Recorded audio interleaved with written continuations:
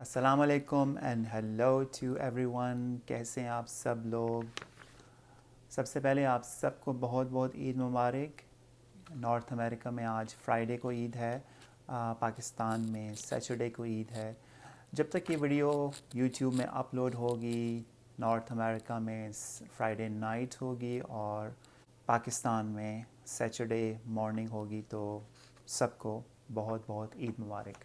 کچھ مزاحیہ شاعری میں نے لکھی ہے عید کے دن کے مناسبت سے.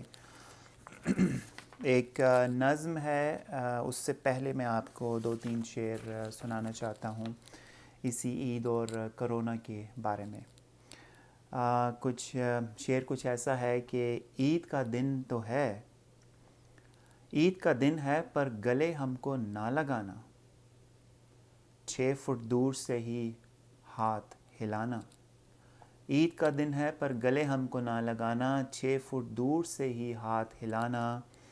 اس کا یہ مطلب نہیں کہ عیدی بھی نہ دو، 100-200 کا عید ٹرانسفر کرا دینا. اور اگر پاکستان میں یہ شعر پڑھا جائے تو اس لحاظ سے ہوگا کہ عید کا دن ہے پر گلے ہم کو نہ لگانا، 6 فٹ دور سے ہی ہاتھ ہلانا. اس کا یہ مطلب نہیں کہ عیدی بھی نہ دو، 100-200 کا ریچارج کرا دینا.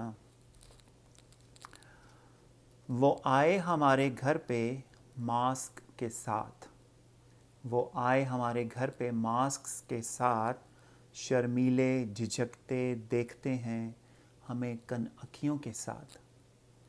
کہا ان سے اب تو ماسک اتار دیجئے، میک اپ نہیں کیا تھا، کہا آج جانے دیجئے. نئے سال کی آمد پر ایک نظم لکھی تھی، 19 وی آیا. اسی بہر میں ایک اور میں نے نظم لکھی ہے اور وہ بھی اسی نئے سال کے اوپر ہے، لیکن اس میں کرونا کا بھی ذکر ہے. تو ایسے ہے کہ 19 وی آیا، نال اپنے کرونا لے آیا. 31 دسمبر سارے نچے، بڈھے نچے، جوان نچے، مولوی کہندا رہا نیو ایئر نہ مناؤ، کرونا ساریاں نوں ہن لمیاں پایا. 19 وی آیا، نال اپنے کرونا لے آیا. 31 دسمبر سارے نچے، بڈھے نچے، جوان نچے، اے مولوی کہندا رہا نیو ایئر نہ مناؤ، کرونے ساریاں نوں ہن لمیاں پایا. اور ویسے ہی سارے ہن لمے ہی پائے ہیں.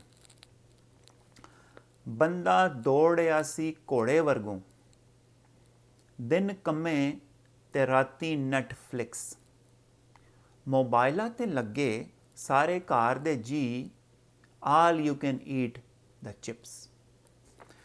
بندہ دوڑیا سی گھوڑے ورگوں، دنے کمے تے راتی نیٹ فلکس، موبائلاں تے لگے سارے گھر دے جی، all you can eat the chips. گھر بیٹھے ہر سوچی پیا، گھر بیٹھے ہر سوچی پیا، کی کریے ہن ٹائم نہیں لنگدا، سارا ٹبر دنے راتی ہر گھنٹے بعد کھان نوں منگدا. گھر بیٹھے ہر سوچی پیا، کی کریے ہن ٹائم نہیں لنگدا، سارا ٹبر دنے راتی ہر گھنٹے بعد کھان نوں منگدا. ہر پاسے اکو آواز آئی، واٹس ایپ، وائبر، فیس بک تے ٹویٹر. ہر پاسے اکو آواز آئی، واٹس ایپ، وائبر، فیس بک تے ٹویٹر.